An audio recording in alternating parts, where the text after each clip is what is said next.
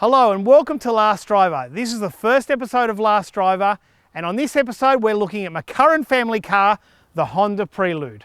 That's right, this 1999 Honda Prelude is my family car, for now.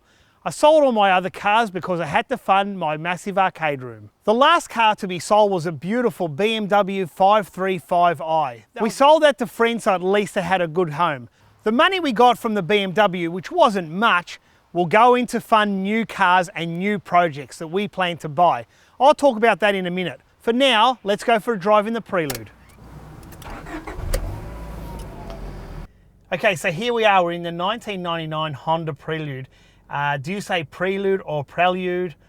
There are different ways to say it.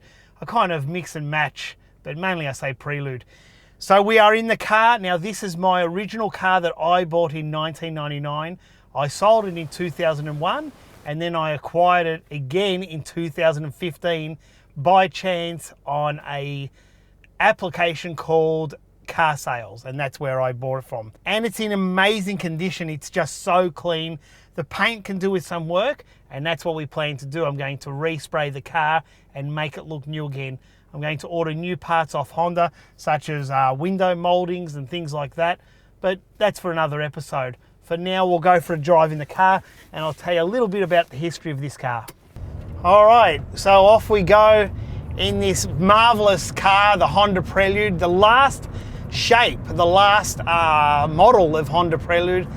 I could literally drive this car every day. The problem is because of a family of myself, my wife Mandy, and my two kids, it's not really a good family car, especially being two-door. It's too low. It can be a bit uncomfortable in traffic, especially in manual, but I am a manual guy. I do like manual cars. I'm not a big one for flappy paddle gearboxes, as they call them. I'd prefer an actual manual, even though you can get double clutch gearbox to change faster. You can probably hear the VTEC just kicked in around the corner then, but we haven't got a straight enough road to let the car sing, so we'll just go through these corners, and we've got some sharp bends coming up. Whoa, we bottomed out. I don't know if you heard that then. We had a bit of a a bump in the road, and it bottomed out on the car. And yeah, the car, as I said, the car is low. It is very low. And we'll probably hear the VTEC now. And there it is. There's just nothing like having a manual that you can control, especially with a clutch, and you just feel more connected to the car. So currently in second gear, you can probably just hear that engine. So I'm currently revving at 4,000, and the car is just ready to pounce, and let's hear this VTEC kick in.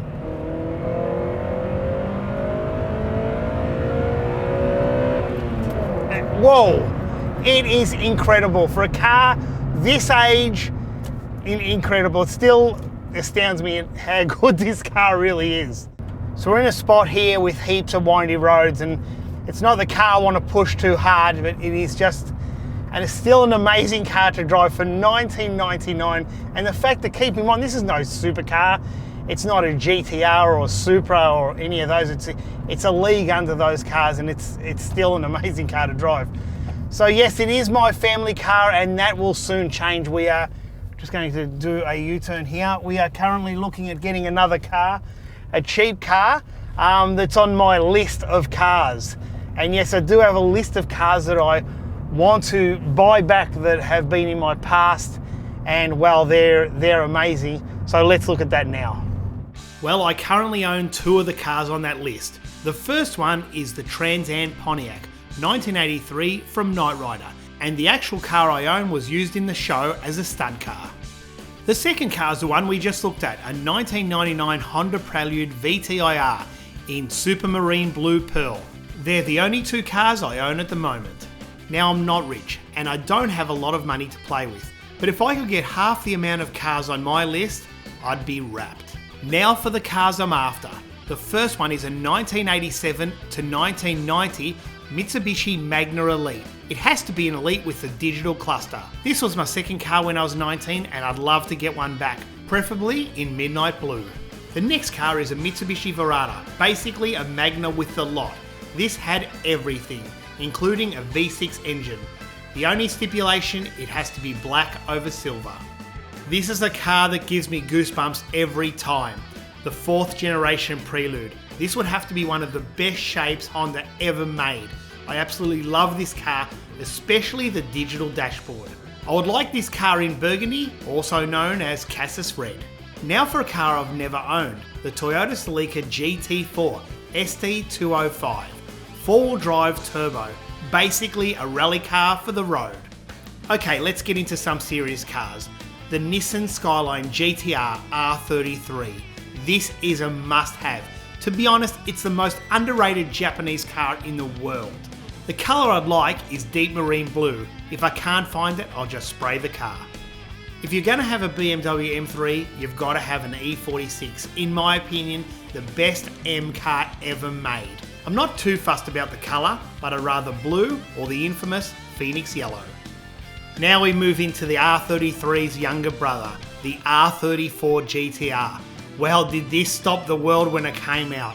I had one of these cars in lightning yellow, and I have to say it's one of the funnest cars I've ever driven. If I find one of these cars, this time it has to be in Bayside Blue. Well, second last on the list is the Honda NSX, a car that defined the supercar, especially for Japan. I've had 2 NSXs in my life, and I miss them so much. In my opinion, it's a reliable Ferrari.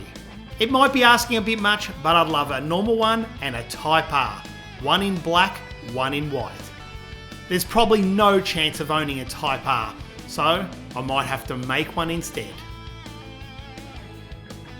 That leaves the last car, and that's a Porsche. It must be a 997.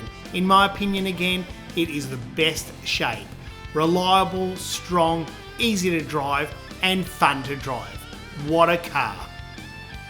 Well, here are the cars. Now we've got 2 out of the way, the Honda Prelude and the 1983 Pontiac from Knight Rider.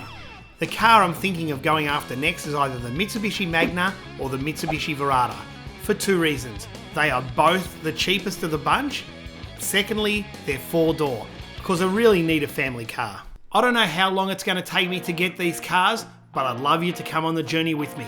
Welcome to Last Driver.